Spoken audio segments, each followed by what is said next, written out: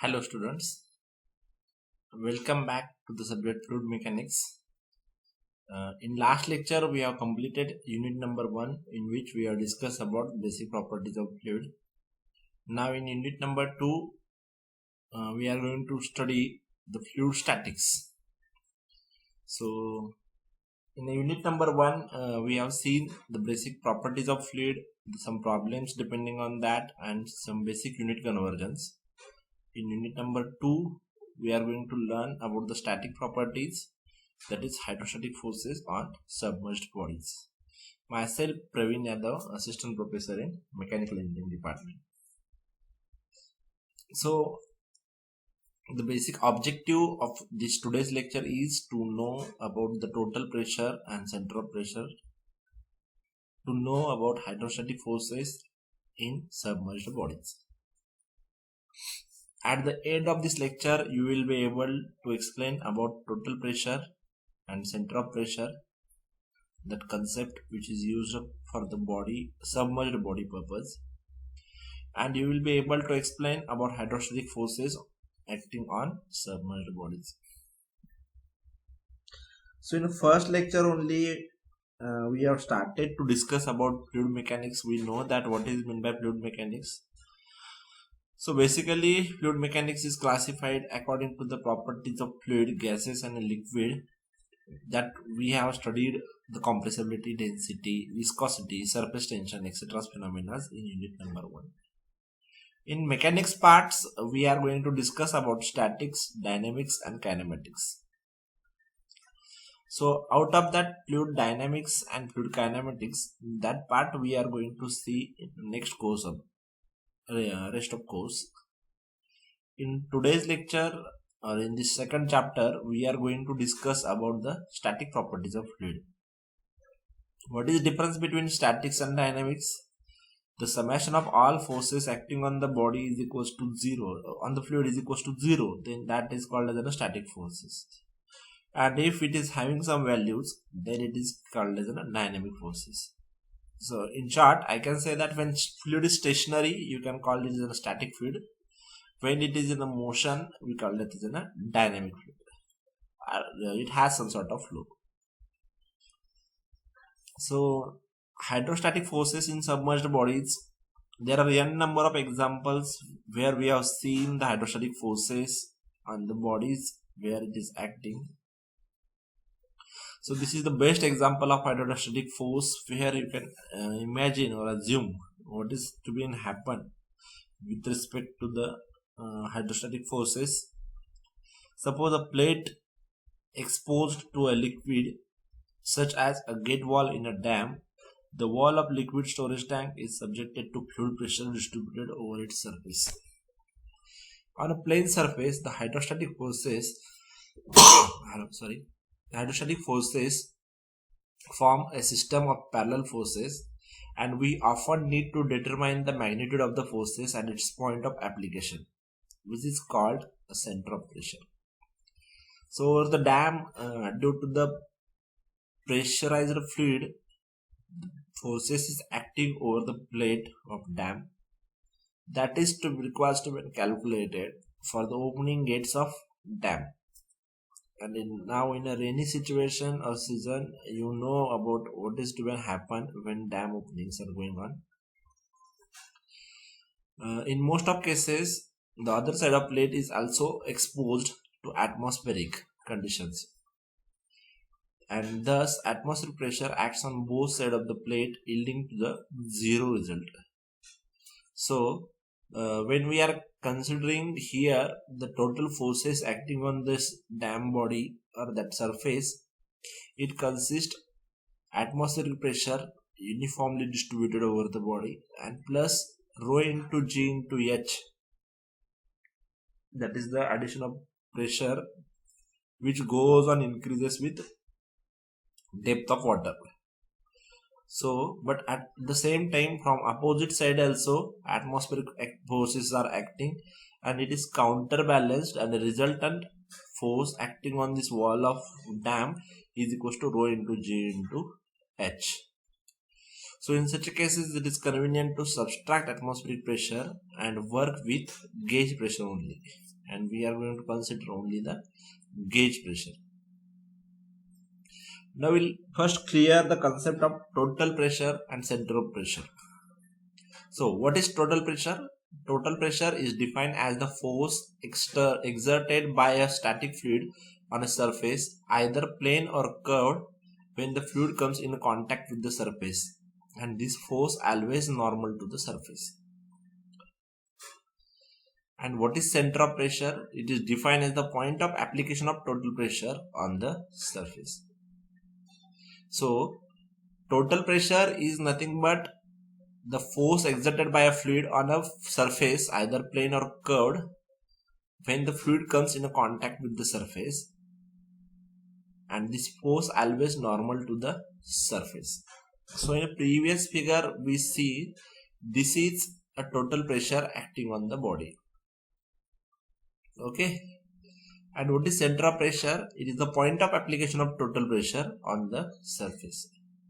So there are two cases of submerged surfaces on which the total pressure forces and center of pressure is to be determined or requires to be determined. The submerged forces may be plane surface submerged in a static fluid or curved surface submerged in a static fluid. In plane surface, again we are going to consider the vertical plane surface, horizontal plane surface and inclined plane surface. So one by one we will see in detail. Now consider a horizontally immersed surface.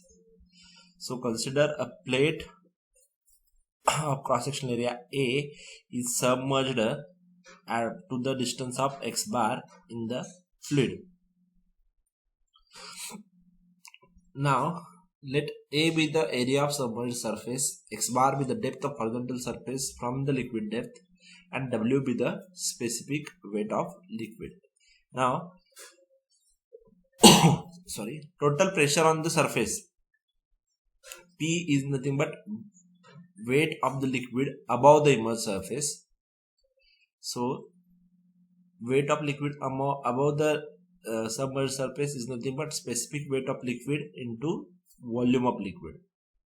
So specific weight of liquid into area of surface into depth of liquid is nothing but the total pressure on the plate.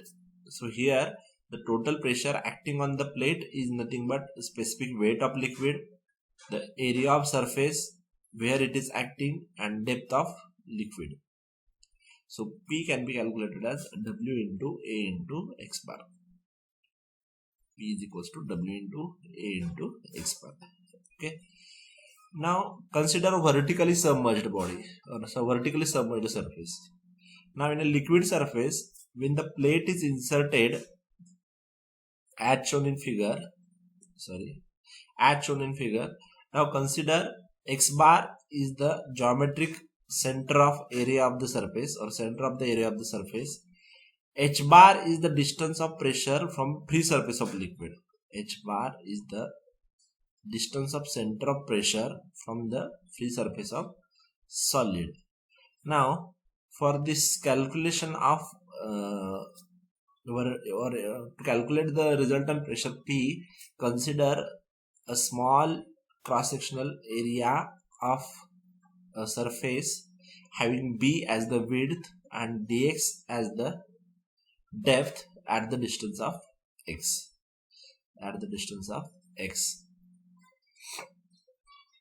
Now the total pressure P for considering thin horizontal strip of the surface thickness dx and breadth b, let the depth of strip be x and let the intensity of pressure be the P, then this can be taken into uniform strip extremely small and therefore it is considered as a horizontal surface. So pressure P can be given as P is equals to rho into G into H, or P can be calculated as P is equals to W into X.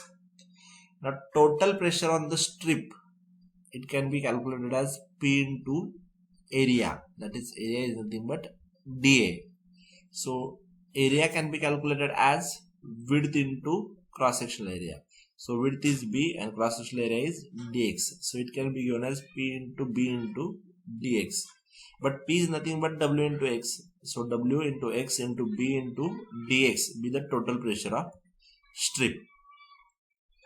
Now integrating with the whole area, the total pressure on the whole area can be given as P is equals to integration of W into X into B into dx. Now W is specific weight of fluid and it is constant, so take W at outside. Integration of B into dx into X, but integration of B into dx into X is the moment of the surface area about the liquid level, and it can be given as capital A into X bar, capital A into X bar. So P can be given as P is equals to W into A into X bar, which is similar to the total pressure calculated for horizontal plate. Or the total pressure on the surface is equals to the area multiplied by the intensity of pressure at the center area of figure. Now center of pressure. Let H bar be the depth of center of pressure below the pre-liquid surface and I naught be the moment of inertia of the surface about OO. Now consider the horizontal strip of thickness dx, similar like to the previous one. Then total pressure on the strip can be given as W into X into B into dx. That already we have known, that pressure P into cross-sectional area A, and A is nothing but B into dx and P is nothing but W into X. So total pressure on strip is nothing but W into X into B into dx. Now moment of this pressure about pre-surface OO, about pre-surface OO can be given as W into X into B dx into X. So it can be written as W into X square into B into dx. So total moment of all such pressures for the whole area can be given as M is nothing but integration of W into X square B into dx. Again W can be taken as an outside, integration of X square into B into dx, because W is nothing but specific weight and it is constant.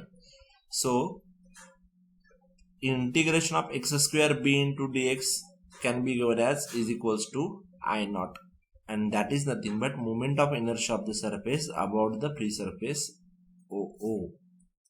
So M can be given as M is equals to W into I naught. Call this equation as 1, where M is nothing but total moment of pressures for whole area. Now the sum of the moments of the pressure is also equals to P into H bar, because we know that the center of pressure is nothing but at the distance of H bar. So equating equation 1 and 2, we can write P into H bar is equals to W into I naught, but P is nothing but W into A into X bar. So it can be written as W into A into X bar into H bar is equals to W into I. W gets cancelled from the both side. H bar can be given as I naught divided by AX bar. I naught divided by AX bar. Now I is equal to nothing but Ig plus AH square. It is theorem of parallel axis. The parallel axis theorem tells that moment of inertia I for the body is nothing but moment of inertia with respect to its center plus AH square. So Ig is nothing but moment of inertia of the figure about horizontal axis through the center of gravity. H is nothing but distance between the free liquid surface and the center of gravity of the surface. So it can be given as Ig plus AX bar square divided by AX bar. So H can be given as H bar can be given as Ig divided by AX bar plus X bar. Hence center of pressure can be given as H bar is equals to Ig by AX bar plus X bar. Now center of gravity G and moment of inertia I of some important geometric figures has given at here. For triangle X is nothing but H by 3, Therefore area is given as BH by 2. So I about the axis passing through the CG and parallel to the base can be given as BH cube by 36, and I about the base can be given as BH cube by 12. Similarly, for rectangle, x can be given as x is equals to d by 2. Area can be given as breadth into depth b into d. I about the axis passing through the CG and parallel to the base can be given as BD cube by 12, and about the base can be given as BD cube by 3.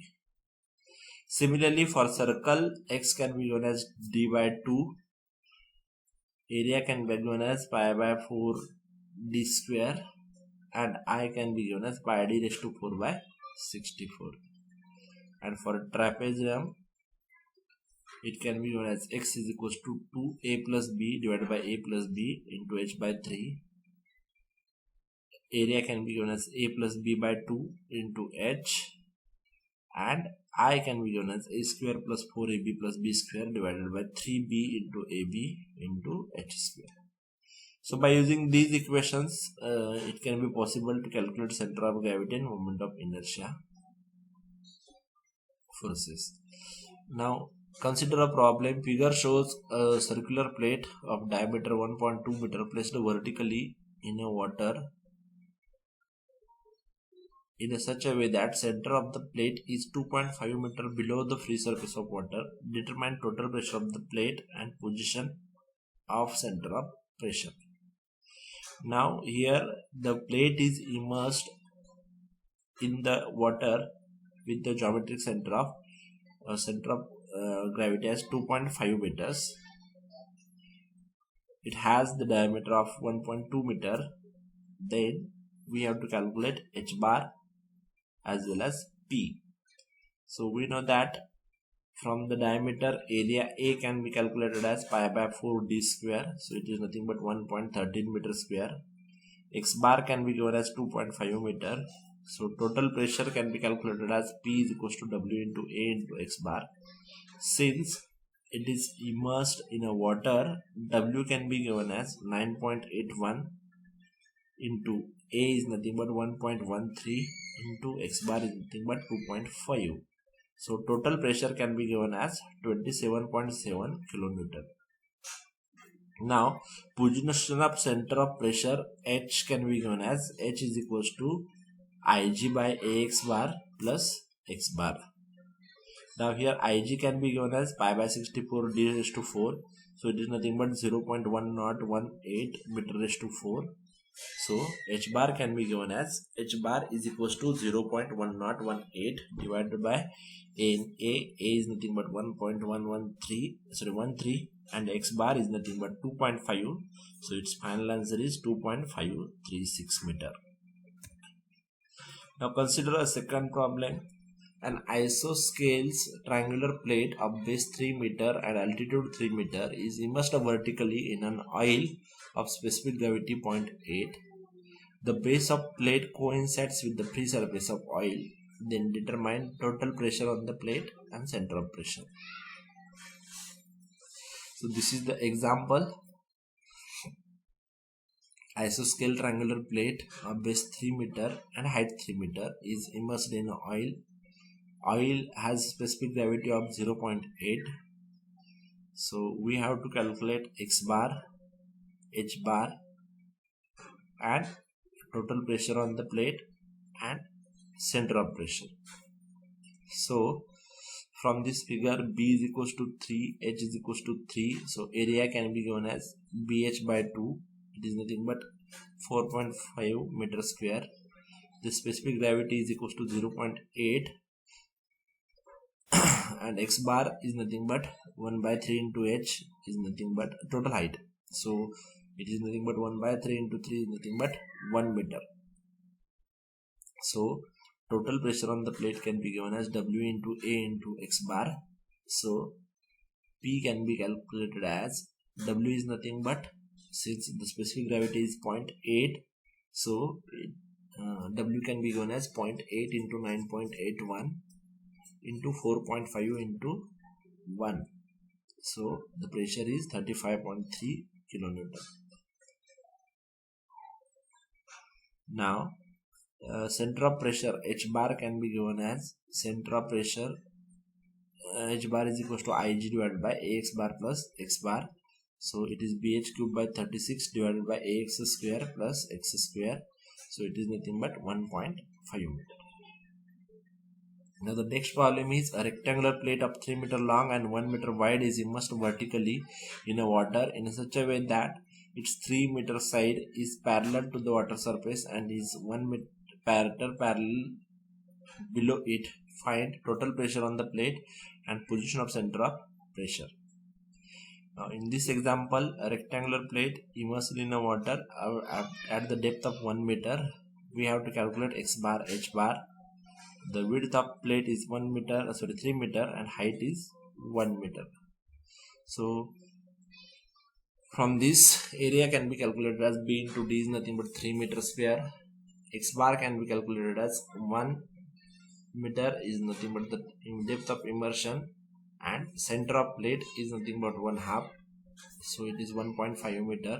So total pressure can be given as 9.81 into 3 into 1.5 is nothing but 44.14 kilonewton. Now center of pressure H bar can be given as H bar is equals to Ig divided by Ax bar. So it is given as BD cube by 12. So Ig can be given as BD cube by 12. So it is nothing but 0.25 meter raised to 4. So H bar can be given as 0.25 divided by 3 into 1.5 plus 1.5. So it is nothing but 1.556 meter. Now this is another problem in which an isosceles triangle of base 3 meter and altitude 6 meter is immersed vertically in a water with an axis of symmetry horizontal as shown in figure. Find the head of water on it is 9 meter. So determine total pressure of the plate and position of the center of pressure. Now this isosceles triangle, it is immersed in this way that axis should be horizontal. So its all point of C and H will lies on this line only. C and H will lies on this only. Sorry, that is X bar will lies on this only, and it is nothing but 9 meter. It is given. Now width of height is given. So from that it can be possible to calculate area. Area is nothing but 1/2 B into H. So it is 9 meter square. Depth of CG of the plate of water is given as 9 meters. So pressure can be calculated as 794.6 kilonewton. Now center of pressure H bar can be given as H bar is equals to Ig divided by Ax bar plus X bar. Now here how to calculate Ig? Ig is nothing but now moment of triangle ABD about the point AD and moment of triangle ACD about the line AD, that we have to calculate. So it can be given as 6 into 1.5 half position bracket cube divided by 12 plus 6 into 1.5 bracket cube divided by 12. So it is nothing but 3.375 meter raised to 4. So H bar can be given as 3.375 divided by 9 into 9 plus 9. It is nothing but 9.04. Now this is another one problem in which a square quarter apparatus in the vertical side of the tank has one diagonal vertical and is completely covered by a plain plate hinged along one of the upper side of the apparatus. The diagonal of the apparatus are 2.4 meter long and the tank contains a liquid of specific gravity 1.2. The center of apparatus is 1.8 meter below the free surface. Then calculate thrust extended on the plate by the liquid and the position of its center of pressure. Now here X bar it is given, it is 1.8 meter diagonally inserted, having diagonally width and height 2.4 meter. So the position of its center of pressure H bar can be given as diagonal apparatus PR is equals to QS is equals to 2.4 meter. Area of square plate A is nothing but area of triangle PQR and area of triangle PSR. So center of depth of apparatus from free liquid surface is 1.8 meter. So area of apparatus A can be given as 1/2 PR into PQ plus 1/2 PR into QS. So area is nothing but 2.88 meters square. Thus thrusted on the plate P can be given as W into A into X bar. So specific gravity is 1.2. So 1.2 into 9.81 is nothing but W. A is 2.88 into 1.8. So pressure P can be given as 61.026926 kilonewton. And the position of its center of pressure H can be given as H bar is equals to Ig Ax bar plus X bar.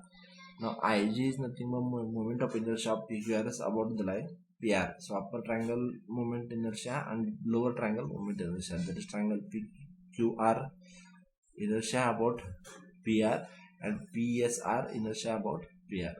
So it is nothing but 2.4 into 1.2 divided by 12 bracket cube plus 2.4 into 1.2 bracket cube divided by 12. So it is nothing but 0.6912. So H bar can be given as Ig divided by X bar plus X bar. So H bar can be given as 0.6912 divided by 2.88 into 1.8 plus 1.8. So H bar can be given as 1.933 meter. So this is about chapter number, we have discussed two methods, that is when the plate is horizontal, when it is vertical. Two more cases, that is when it is inclined, and for curved surface we are going to see in a next lecture. Okay, thank you.